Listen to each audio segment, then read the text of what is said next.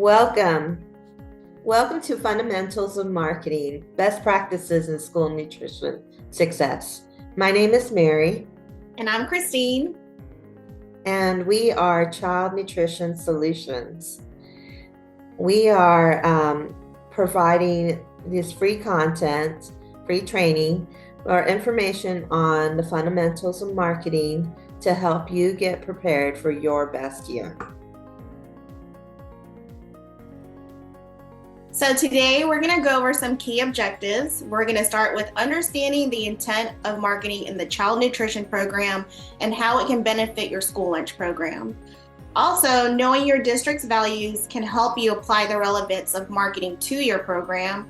We're going to share some best practices and identify some strategies that can help successful implementation of these promotions, and also the importance of evaluating your marketing events. So, understanding the intent of marketing is really about understanding how it is intended in your child nutrition program. Marketing is really a key aspect of promoting the programs, but to better understand the intent of that is to understand marketing. Marketing is all about the process and distribution and product development of a particular product or service. And it's really intended to meet a customer's need. And that's a really key part of understanding marketing as it's applied to child nutrition. Typically people don't understand that marketing is a key aspect of these programs, because when you think of marketing, you might think of, generating revenue, of making a lot of money. And as we all operate a nonprofit program, we know the intent is slightly different.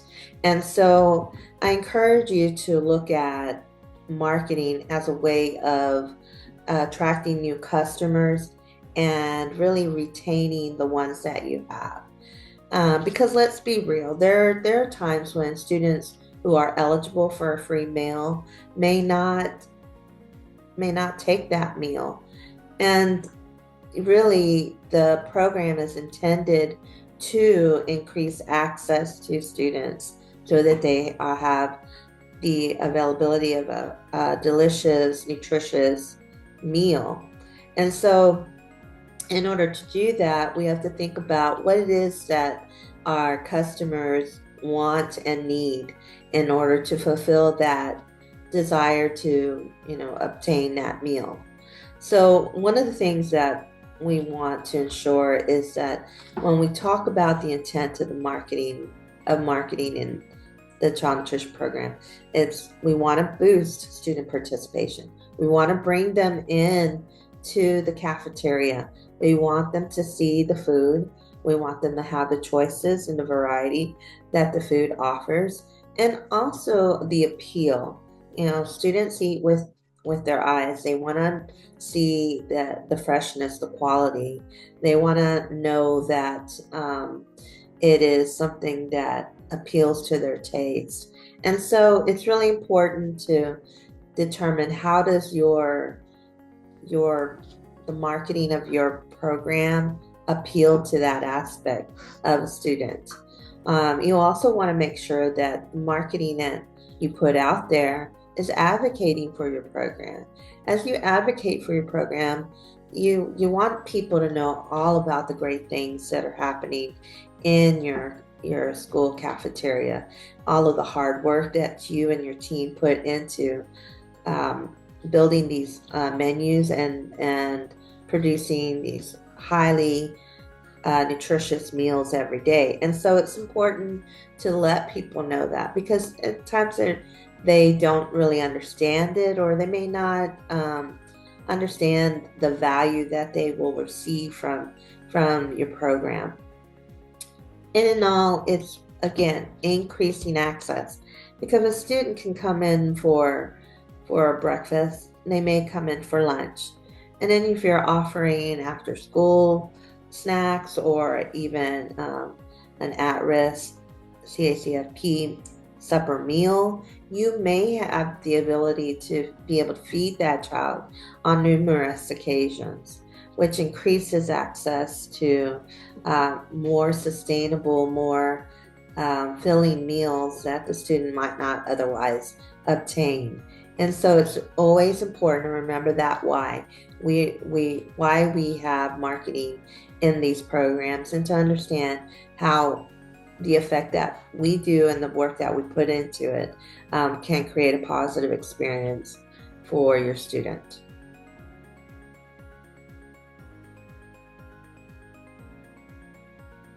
Yes, and so, marketing can be overwhelming, and there could be so many ways that you can market your program. One thing that we've identified is, sticking to what your district already does. And that starts with knowing your district, understanding the values, the mission, the vision, what are the objectives that, your district as a whole is trying to achieve, and align with that. And, Mary mentioned earlier, you want to meet the customer's needs. So stick to what resonates with your school district. There could already be another program event that's happening in your school district, maybe like homecoming. You can do a marketing theme around that. So you don't have to, come up with an extravagant marketing plan.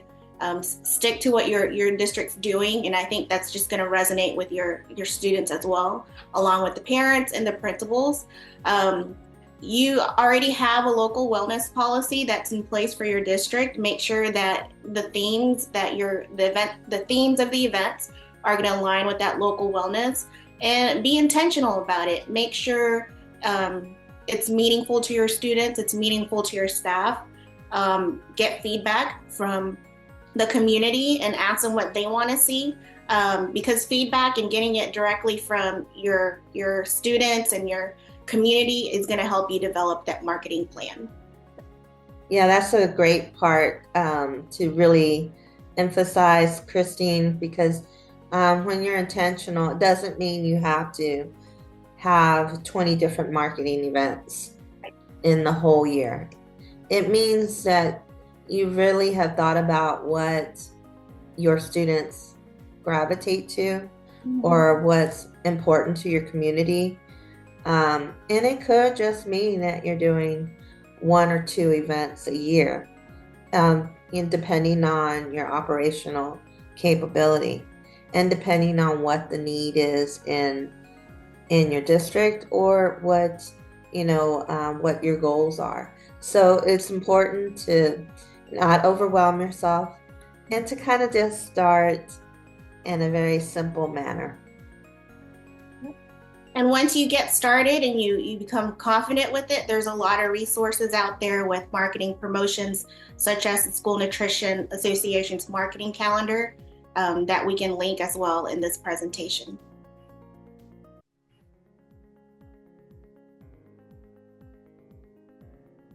So how do we get started? What are some best practices, and what's the strategy around, marketing your event? So it's really, as we discussed earlier, it's about knowing your intent and knowing what your community values. And now you put that into practice. You may have a marketing calendar that you're utilizing from the school Nutrition Association. And with that, you may select an event that you would like to implement that will help you maybe increase student participation. So in doing so, you want to start with one event and kind of create a timeline for yourself.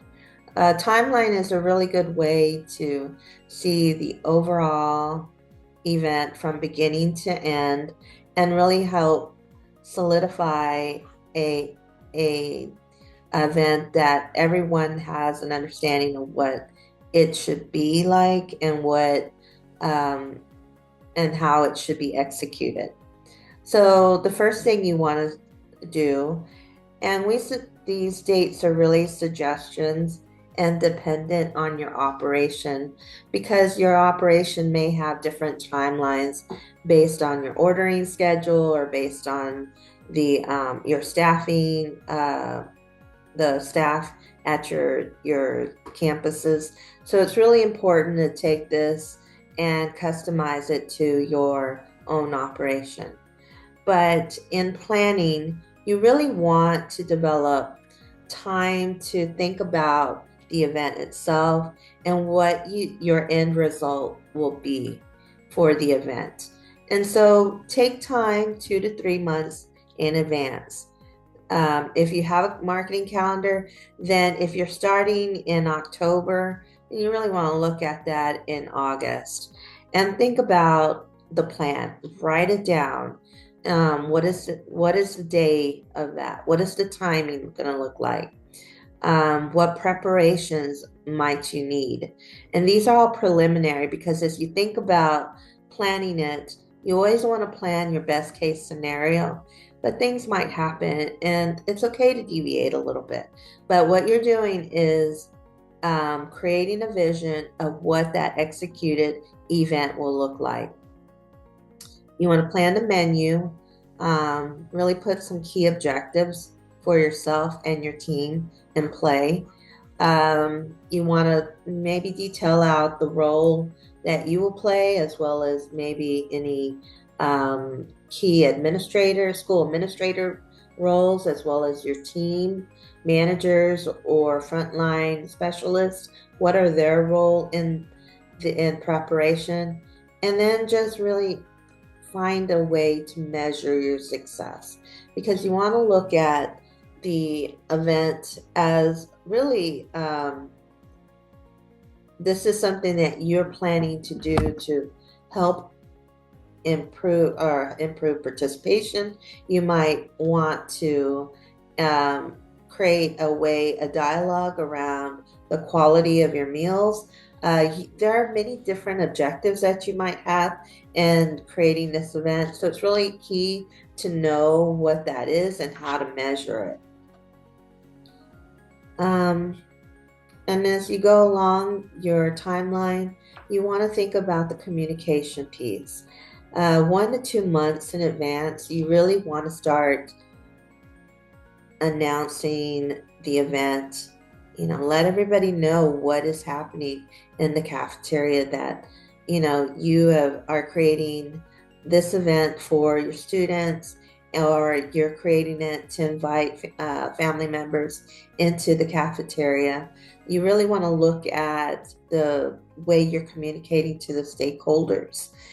Build excitement for that event. Communicate the roles and responsibilities to everybody on your team so that when they are advocating for this event as well, that they know what it is, the intent of it, what the plan is, that they can get word out to people in your community. Because it's great to have signs and it's great to communicate that to the students. It's really just one piece of it. The communication needs to be full circle. It needs to come from various stakeholders, and it needs to be really valued within the community and within the program, because it is something that will take time, takes effort, and it's also going to take some strategy around it so that you can create an event that brings in the community, whether it's new customers or retaining your current customers. Third is about preparation. That usually starts between 1 and 3 weeks in advance. Really, this time is very critical when you think about preparation, because it's you're communicating again the vision of what that event should look like. So if it's centered around a menu or entree, you want to make sure that the recipe is pictured. The staff knows what it should look like, what it should taste like. There should be consistency in the rollout of that item. There should be an understanding of what it looks what it's going to be plated on, and what the how it will be served on the line, what the line setup is going to look like. Are there going to be any garnishes utilized? And so that everybody is on the same page when you talk about that. In addition, it's about ordering the food, making sure you have the right ingredients to prepare the recipe, understanding techniques in the batch cooking. If you're batch cooking the item, what does it look like in terms of preparing in advance for those ingredients or for the recipe? And what other things outside of the menu needs to be addressed? Do you have to have the front of the service line cleaned? So that's going to include ensuring that people on your team have been assigned different tasks in order to prepare for that. So you really want to think about the overall aesthetics of your cafeteria, as well as the promotion and the recipes itself. In terms of the day before, again, it's about preparing, but also preparing for things that you may not always have expected. And so prepping your food ahead of time, making sure that your team is well situated, they know what time to come in. So if you're bringing in staff a little bit earlier, or if they're staying later, what it looks like in case someone doesn't show up that day. Also, what does that mean for your POS system? If you have it cleaned, ready to go, you have the menu on your POS. Sorry. If you have the menu item on the POS system, do you have enough cash for people bringing in money? There's a lot of things to think about when you're preparing for an event. But also, at the end of the day, it's about welcoming people into your home. Making sure that they feel comfortable when they're there, making sure that you are well prepared, that there's not any snafus that occurred. And so being well prepared in the days and weeks ahead will really help ensure a successful event. So by the time the event day comes, you are implementing and executing your plans. The best practice is to have a team huddle right before or at the beginning of your day, and make sure everybody has a really good understanding. What is my role? What is my responsibility? If you have a cashier who is, preparing their side items and they go out on the cash register, do they know what time to be prepared? All of those little details matter so that you have a very seamless event, and that your community and students really enjoy the day, and that you and your team also enjoy the day's event, so that it can be a memorable event and hopefully a successful event. So at Child Nutrition Solutions, we are firm believers in doing self-assessments and constantly checking in on ourselves. And one of the things that we did as a best practice after an event occurred was to kind of recap it and evaluate how the event went. And it starts with, talking with your team and remembering, why did you do this event? Because I know leading up to the event, it's a lot of hard work and you're like, whew, I'm glad that's over. But it's good to circle back and remember, what was the purpose of this event? Was it to raise awareness with the parents? Was it to test out a new recipe and maybe improve meals?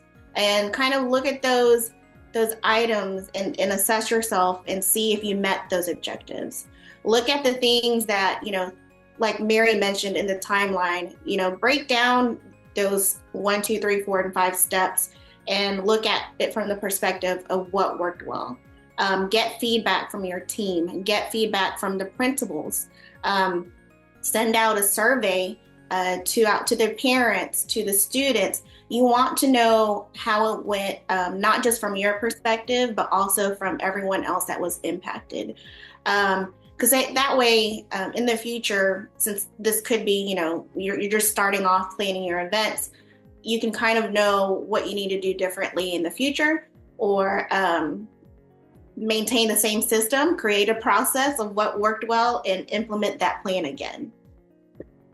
Yeah, that's great. I mean, Christine, because we've both experienced failed events, Yeah.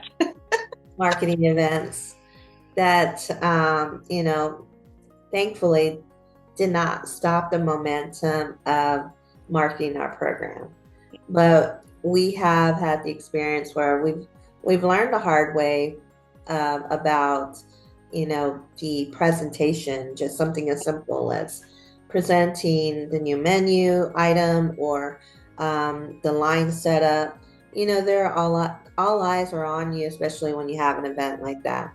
And so sometimes we can take it for granted that people understand that, or they understand what the intent is. So, at times, even just something as simple as, trade or plate the item on a 2-pound boat is really an important aspect to review with someone, because as simple as that instruction might sound, there could be 2 or 3 different ways that people will understand that, or may not even read it, to be quite frank.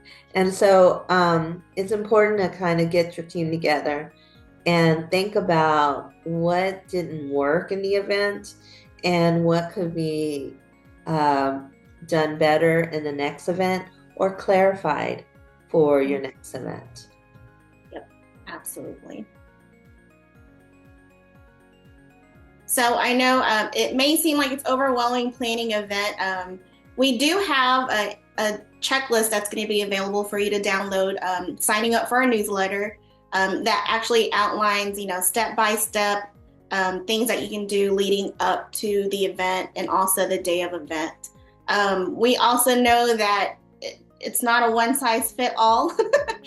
We hope that you had some key takeaways from this training and the best practices that we offered. But of course, we are also available for any one-on-one questions that you may have. This is the QR code to our website and how you can reach us. We hope you reach us, because this program is a great thing, and marketing is such a great strategy to advocate for your program, because we know you do a lot of work and everyone needs to see it, and the students need to continue benefiting from this program. Absolutely. Thank you, everyone. We wish you the best in your marketing events.